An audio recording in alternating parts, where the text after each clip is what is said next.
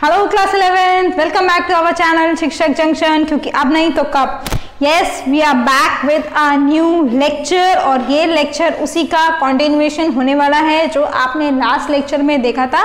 But हाँ, अब और थोड़ी कॉम्प्लेक्स चीजें आएंगी। तो before starting that complex things, let me give you a briefing, है एक बार रिकैप कर लेते हैं। क्योंकि लास्ट लेक्चर में हमने जो पढ़ा था वो थोड़ा इंपॉर्टेंट था और उसी को देखते हुए हम थोड़ा देखेंगे कि हमने क्या क्या देखा था। देखो, सबसे पहले मैंने आपको बताया था न्यूक्लियोटाइड में तीन जो कंपोनेंट्स होते हैं, कौन कौन से होते हैं।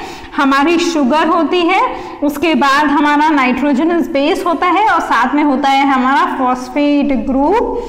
न्यूक्लियोसाइड में ये जो फॉस्फेट ग्रुप है वो नहीं होता, ये हमने डिस्कस किया था। साथ में हमने अपने शुगर और बेस के स्ट्रक्चर्स, जो जनरल स्ट्रक्चर्स हैं, उसको भी डिस्कस किया था। बेस के जो स्ट्रक्चर्स थे दो तरीके के देखे थे हमने, प्यूरीन और पिरिमिडीन, है ना, याद होगा सब बच्चों को।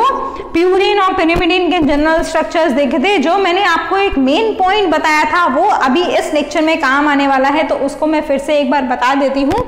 वो है जब प्यूरीन ज्वाइन करते हैं, प्यूरीन मतलब नाइट्रोजनस बेसेस जब ज्वाइन करते हैं in order to form a nucleic acid structure या फिर वो चेन, तो प्यूरीन के N9 कार्बन से ज्वाइन होता है और पिरिमिडीन के N1 से ज्वाइन होता है in order to form the particular nucleotide chain. ये हमने डिस्कस किया था। अब पहले मैं अब आपको क्या करूंगी ना, स्ट्रक्चर्स बताने से पहले, मतलब जो हमारा फॉस्फोडाइएस्टर बॉन्ड बन रहा है, ये भी हमने कल डिस्कस कर लिया था कि the nucleotides are joined together by a bond that is known as phosphodiester bond.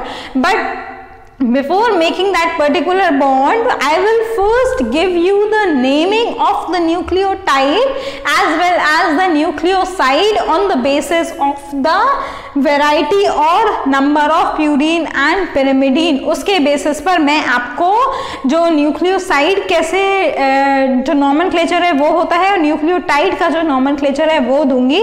तो वही हम आज टेबल के फॉर्म में डिस्कस करने वाले हैं। सबसे पहले तो ये रब कर देती हूँ, because I need to utilize this particular space, मेरे पास लिमिट है उसके लिए। तो यहाँ पर देखो, सबसे पहले है हमारा बेस, उसके बाद आएगा न्यूक्लियोसाइड और आएगा न्यूक्लियोटाइड और इधर आएगा हमारा न्यूक्लिक एसिड। ये Na न्यूक्लिक एसिड है, नॉट अवेलेबल नहीं है, ठीक है, याद रखना उसको, तभी कंफ्यूजन हो जाएगा अदरवाइज। चलो, सबसे पहले मैं बात करूंगी आपके लिए प्यूरीन की, ठीक है। प्यूरीन में दो बेसेस इंक्लूड होते हैं, हमारे नाम दो आते हैं। सबसे पहला आएगा हमारा एडेनिन। एडेनिन जब न्यूक्लियोसाइड मतलब जब फॉस्फेट ग्रुप उसमें नहीं लगा हुआ होता तो हम उसको क्या बोलते हैं, एडिनोसाइन। ये भी साथ साथ में लिख ले जाओ, अदरवाइज कंफ्यूजन होगा। न्यूक्लिक एसिड ये है हमारा RNA में, और जब वो न्यूक्लियोटाइड बनता है मतलब जब उसमें फॉस्फेट ग्रुप ऐड हो जाता है तो नेमिंग चेंज हो जाती है, क्या होगा अब, एडिनाइलेट। अब सिमिलरली अगर आप RNA के, ये तो RNA के केस में हो गया, DNA के केस में लिखेंगे तो नेमिंग फिर से बदल जाएगी। यहाँ पे क्या होगा, डीऑक्सी एडिनोसाइन और इधर होगा डीऑक्सी एडिनाइलेट। बस ये डीऑक्सी ग्रुप जुड़ जाएगा और अब तक आपको पता है ये डीऑक्सी ग्रुप क्यों ऐड हो रहा है उसमें, है ना। बताओ जरा मेरे को कमेंट्स में लिखे कि क्यों ये डीऑक्सी ग्रुप हम यहाँ लगा रहे हैं। अगर आपने लेक्चर अच्छे से वॉच करेंगे और आप मेरे लेक्चर्स को एंजॉय कर रहे होंगे तो you will definitely write down in the comment section. See, don't hesitate, if you just interact with your teacher in the form of the videos like you are getting on the channel, your teacher also feels interesting to teach you, okay? So just make a habit। अच्छा, इस बात को अगर ऐसे समझ में नहीं आ रहा तो ऐसे भी रिलेट करना। अगर आप पढ़ा रहे हैं, आप किसी से बात कर रहे हैं, सामने से अगर रिप्लाई आता है तो yes, you also find it interesting to have a communication between the two people, so that is how it goes on with the videos। अब आपको मैं बोल के तो रिप्लाई नहीं मंगा सकती, सिर्फ कमेंट्स में ही देख के रिप्लाई मंगा सकती हूँ, तो वहां पे कमेंट्स कर दिया कीजिए, ठीक है। ये हो गया हमारा एडेनिन बेस, प्यूरिन के अंदर आता है। एक और आता है प्यूरिन में, उसको हम बोलते हैं गुआनिन। ठीक है, कुछ मैं लिखूंगी, कुछ आपको होमवर्क में दूंगी, वो आपको खुद से लिखना है। अब गुआनिन का जब न्यूक्लियोसाइड बनेगा तो उसको हम बोलते हैं गुआनोसाइन, और इधर जब न्यूक्लियोटाइड बनेगा तो हम बोलते हैं गुआनाइलेट। और ये किसके केस में है? आरएनए के केस में। सिमिलरली डीएनए के केस में लिखो डीऑक्सीगुआनोसाइन, और इधर होगा हमारा डीऑक्सीगुआनाइलेट। ठीक, ये किसमें? डीएनए में। बस डीऑक्सी लगाना है आपको, बाकी सेम रहेगा। अब अगर हम बात करें पिरिमिडिन की, ये तो होगा 2 प्यूरिन के बेस। आपको ये हमेशा याद रखना है कि प्यूरिन में कौन कौन से इंक्लूडेड हो रहे हैं, ए और जी। अगर अब हम इसको पूरा तो नहीं लिखेंगे, जब हम अपना फॉस्फोडाइएस्टर बॉन्ड बनाएंगे, ओहो, ए और जी हो जाएगा ये, जब आप अभी बेस का स्ट्रक्चर बनाएंगे मेरे साथ में। अब देखो प्यूरिन तो हो गया। अब अगर हम पिरिमिडिन की बात करें तो अब मैं पूरा नहीं लिखूंगी, आपको दूंगी, बाकी का आपको होमवर्क में करना है। ठीक है, पिरिमिडिन की अगर हम बात करेंगे तो यहाँ पे आएगा सबसे पहले थायमीन। थायमीन की स्पेलिंग यहाँ पे THY याद कीजिएगा, क्योंकि जब आप एंजाइम और कोफैक्टर्स पढ़ेंगे तब एक थायामीन भी आएगा, जो एक विटामिन होता है, विटामिन बी के अंदर इंक्लूडेड होता है। उसका सब ग्रुप तो कंफ्यूजन होगा, इसलिए बेटर है अभी याद कर लो, इसीलिए मैंने अभी ही बता दिया। अब इसका जो न्यूक्लियोसाइड होगा उसको हम बोलेंगे थायमिडीन। ठीक है, और इसका जो न्यूक्लियोटाइड होगा उसको हम बोलते हैं थायमिडाइलेट। ठीक, यहां पर मैंने एक गलती करी है, वो गलती भी आपको बतानी है। फिर से अगर आपने आपके पुराने लेक्चर्स वॉच किए होंगे तो आपको समझ में आ गया होगा, मैं यहाँ पर एक गलती कर चुकी हूँ। मैं खुद बता रही हूँ गलती कर चुकी हूँ, इसका मतलब गलती हुई है। Now what you have to do, you have to just make a note in the comment section कि what mistake I have done here while writing this particular thymine on the board. Okay, तभी मुझे फिर से समझ में आ जाएगा कि आप बच्चे पढ़ रहे हैं कि नहीं पढ़ रहे, मेरा यहाँ लेक्चर देना इंपॉर्टेंट है भी कि नहीं। ठीक है, थायमीन के बाद आएगा हमारा दूसरा साइटोसिन। थायमीन को याद कर लो, इसका शॉर्ट फॉर्म जो है, जो हम लिखने वाले हैं अपने बेस के स्ट्रक्चर में, टी है, सिंपल है, फर्स्ट लेटर कोड ही है। साइटोसिन का आएगा सी, न्यूक्लियोसाइड लिखेंगे आप, लिखेंगे साइटिडीन।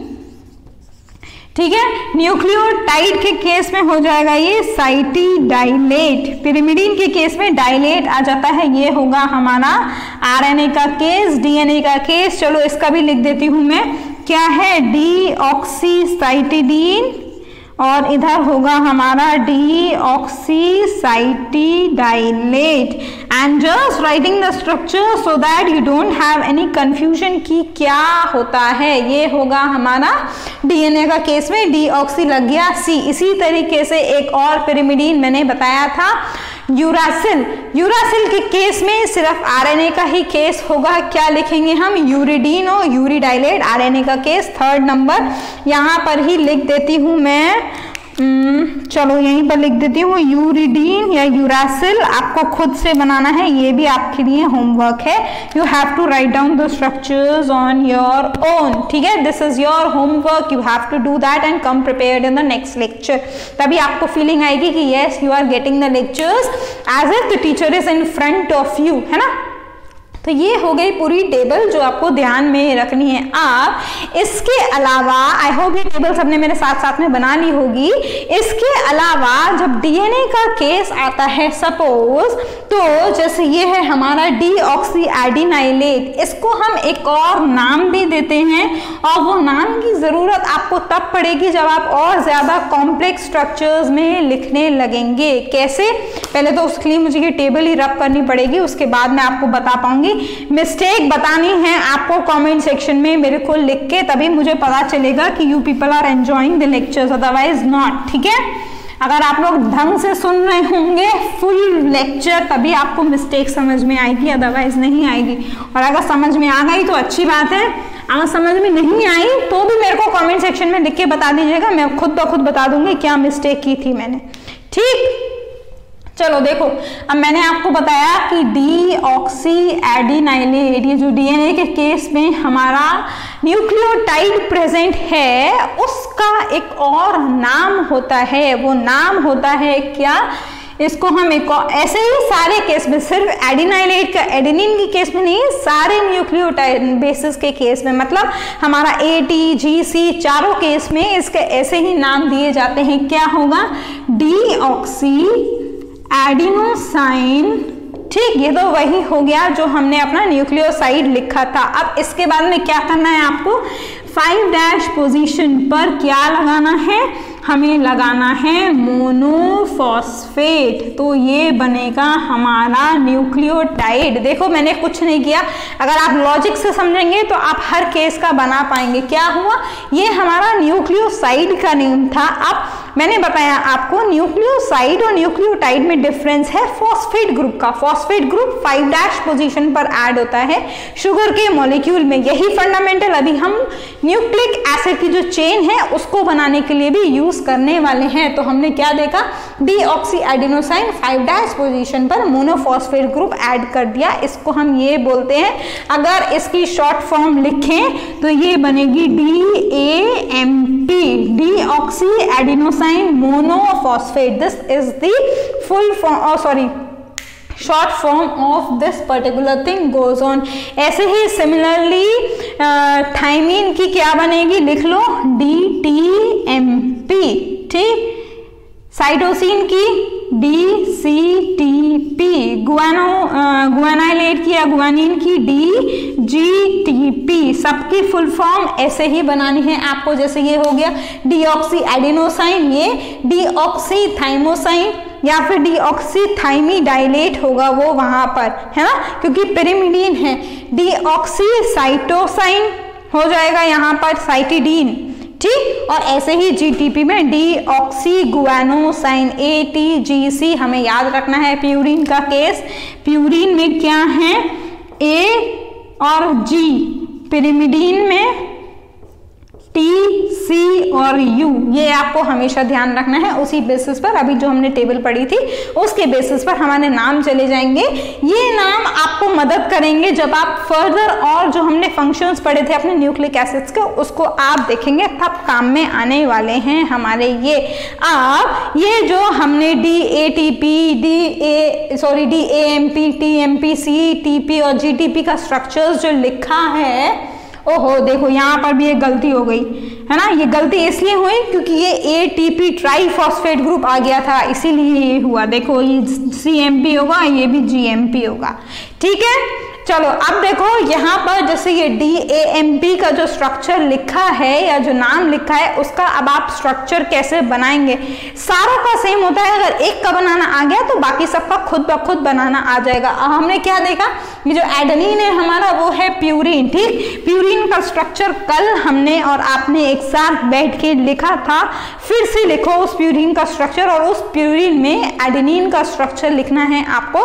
कुछ चेंजेस होते हैं, हमेशा के लिए आपको वो ध्यान में नहीं रखना structures, but yes you should know how to write down. ठीक है, तो पहले हम लिखेंगे प्यूरिन का स्ट्रक्चर।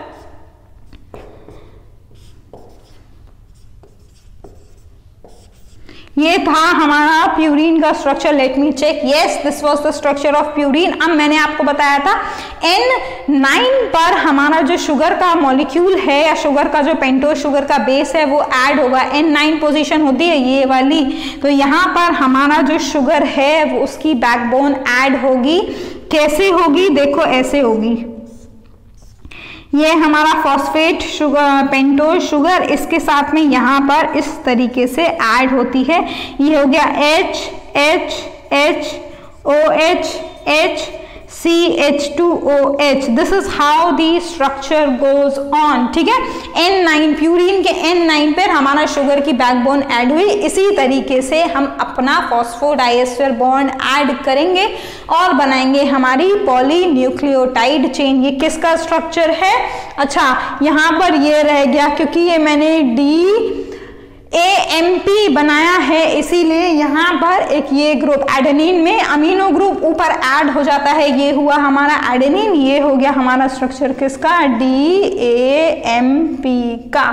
ठीक, इसी तरीके से बाकी के भी स्ट्रक्चर्स बनेंगे। ज्यादा स्ट्रक्चर्स हमें बनाने की जरूरत नहीं पड़ती क्योंकि ये जो बेस है हम उसकी जगह अपनी शॉर्ट फॉर्म, जैसे यहाँ पर एडेनिन लगा हुआ है तो हम ए लगा देते हैं पेंटोज शुगर के साथ में। अभी मैं आपको बना के दिखाने वाली हूँ कैसे पॉलीन्यूक्लियोटाइड चेन का स्ट्रक्चर बनेगा, बट आपको बेसिक समझ में आ जाना चाहिए कि कैसे हुआ।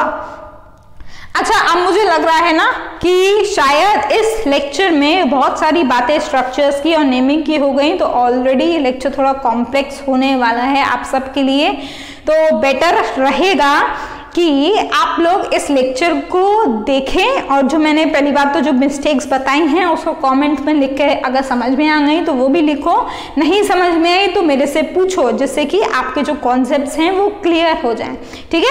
Don't hesitate in asking me your doubts as well as whatever I have told you in the comment section. अगर हेजिटेशन हो रही है तो मेल पर भी भेज सकते हो, वैसे हेजिटेट होने की कोई बात नहीं है, feel free to ask in the comment section, right. तो इसके आगे का जो स्ट्रक्चर है यहीं से वो हम अपनी नेक्स्ट वीडियो में कंटिन्यू करेंगे। I will teach you how you draw a polynucleotide chain while forming the phosphodiester bond along with some of the things related to the structure of the DNA and RNA, that is the basic thing you should know about the nucleic acid molecule. Okay, so we will meet in our next lecture.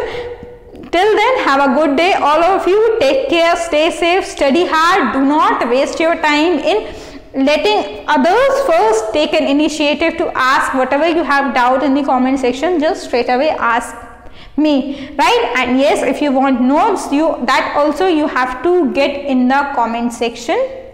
We will meet in the next lecture. Till then, bye bye. Thank you.